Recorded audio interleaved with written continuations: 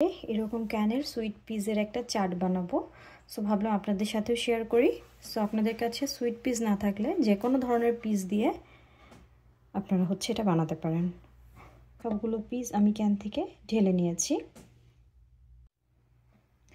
এই যে দেখেন সলিউশনগুলো কিন্তু বাটির নিচে পড়ে গেছে। এখন এই পিসগুলোকে আমি নর্মাল পানি দিয়ে ধুয়ে নিব। নর্মাল পানি দিয়ে ধোয়ার পরে পিসগুলোকে এভাবে কিছু সময় পানি ঝরতে দিব। তারপর এটাকে পানি ঝরে গেলে মাইক্রোওয়েভে হালকা করে গরম করে নিব।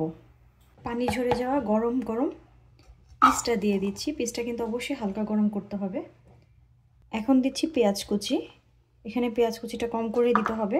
আসলে অধিকাংশ মানুষই পেঁয়াজের গন্ধটা নিতে পারে না, সেজন্য পেঁয়াজ কুচিটা অল্প করে দেওয়াই ভালো। তারপর ধনিয়া পাতা কুচি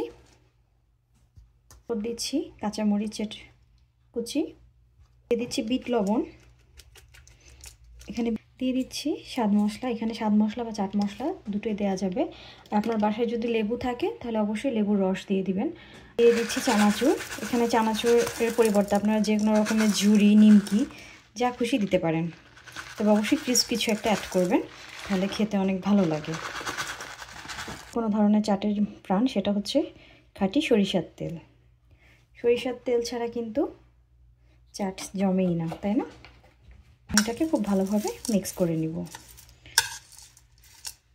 আপনারা লবণটা অবশ্যই খাওয়া শুরু করার আগে টেস্ট করে দেখবেন।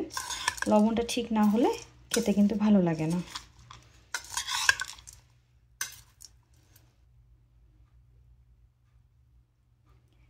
এই তো ঝটপট রেডি হয়ে গেল আমার সুইট পিস স্যালাড।